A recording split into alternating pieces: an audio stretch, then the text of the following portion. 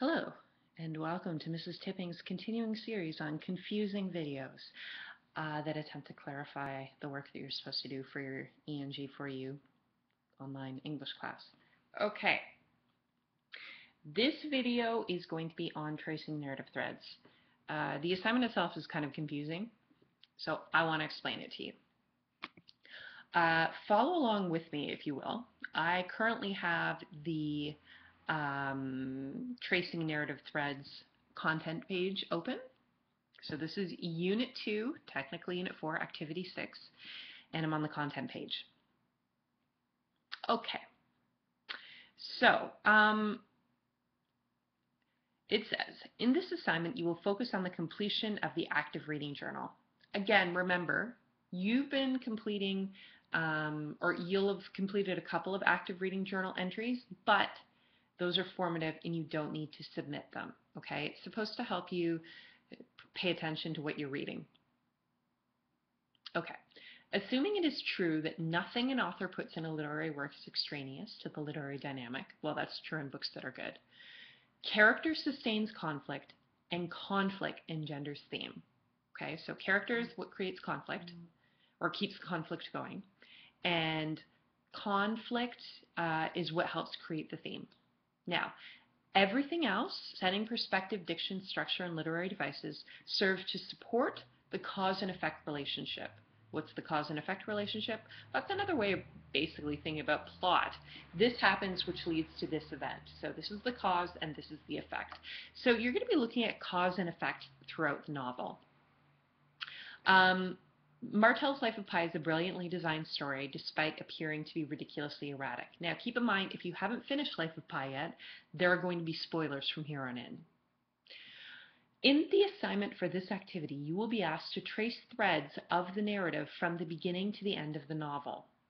Circumstances and descriptions that seemed quite bizarre at the beginning of the novel end up having very logical effects as the narrative unravels. A simple example of this is the rather bizarre sequence of explanations in Part 1 that led to little Piscine Patel being an excellent swimmer. So that's the cause, and then here's the effect. We later realized that by including this narrative sequence, Martel is taking us down an imaginative road that makes Pi's survival in the ocean seem credible. Okay? I would say another example of this is, you know how he has that weird section where in the beginning where he's talking about the sloth and how the three-toed sloth seems the least likely creature to be able to survive? Well, there's the cause, there's the effect. Why, after you've read the novel, why would that make sense to put in at the beginning? It may seem totally out of place at the beginning, but now that you've read the whole book, that should make sense.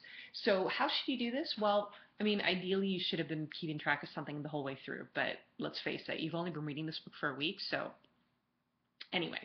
What I would do is I would go back and have another look at that very first section, the Part 1 section of the novel, and see if there was something in there that seemed kind of odd. So I would point out maybe the bit about the whole incident in the zoo where the father feeds the goat to the tiger. Okay, there's a lot of stuff going on in there. You could talk about the swimming pool thing. You could talk about the three-toed sloth thing. You could talk about Pi's decision to do like a double major in religious studies and biology. Anything that seems sort of quirky or odd at the beginning of the book that does seem then make sense by the time you get to the end of it. And you're going to trace how that little quirky event weaves its way through the rest of the narrative and then has some significance. Okay?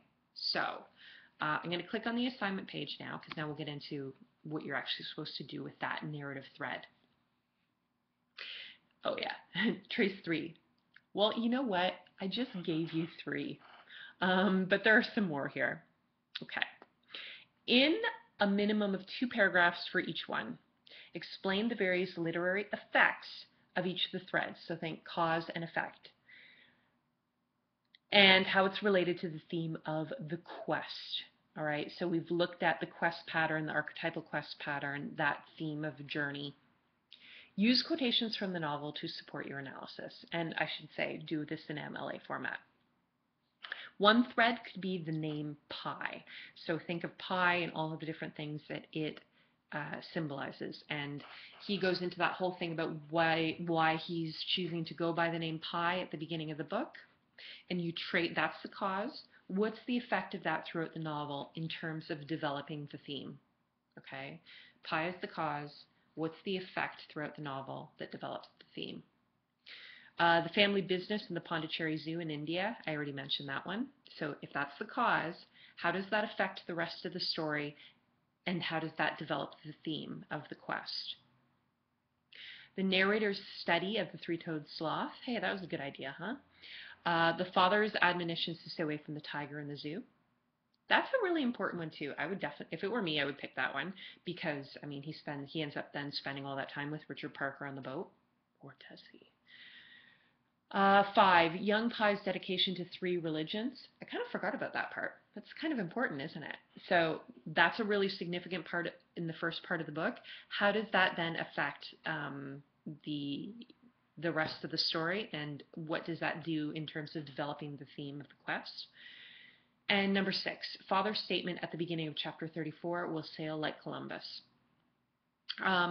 You could pick something else as well.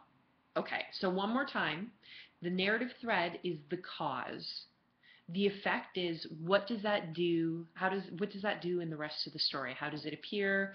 And the third part of this is looking at the theme of the quest. So how does this narrative thread tie into the theme of the quest? Okay? You're going to pick 3 of those, or sorry, excuse me. Yeah, you're going to pick 3 of those. For each one, you're going to write about 2 paragraphs, and you're going to look at the cause and effect, so the literary effects of each in terms of how they're related to the quest. Okay. For assignment 2, this is an active reading journal entry. You should do it. You do not have to submit it. That's why there's no Dropbox for it. It says submit your entry to the Dropbox for your teacher to read, but the reason why there's no link there is because you don't have to. So I'm kind of irritated that it still says submit your entry to the Dropbox. You don't have to do that, okay? Okay, I think that's it. Hopefully the tracing narrative threads assignment is a little bit clearer to you guys now, and if not, you can send me an email. Bye.